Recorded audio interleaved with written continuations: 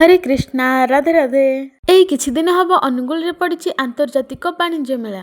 मेला टिके बुलिबा पई तो मोर भारी मन, सेति पई आमे समस्ते टिके रेडी हेई बाहरी गले देखिबा पई। सेठिकार भिड़ देखि तो मो मुंड पूरा खराब। आउ भितरकू एमिति खाली खाली एंट्री नहीं, ता पई जनका 20 टंका दे भितरकू जिबाकू पड़िबो। स्वामी गुटी लंबा लाइन रे ठिया हेई 3टा टिकेट धरिके आसिले। से टिकेट को देखैबा परे जाय हमर भितरकू एंट्री हैला। भितरकू जाउ जाउ गुटी बड़ स्टाम्प लागिथिला जलपरीर।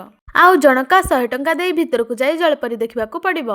आमे जाइथिलु 3 जण, आउ 3 जणकू 300 टंका दे कि भितरकू जाई ताकू देखिबो। से परे आम भली गोटी मनीष बिलुआ अंगुर न पाई ताकू जेमिति खटा बोली लागिला, मो मनटाक भी सेमिति खटा करिकि मु चलेली भितरकू। आउ भितर एमिति विभिन्न प्रकार देशर आसीथिबा बहुत सुंदर सुंदर ट्रेडिशनल जिनिस देखिबा पाई मिलिला। हेले से सब प्राइस भी बहुत अधिका थिला।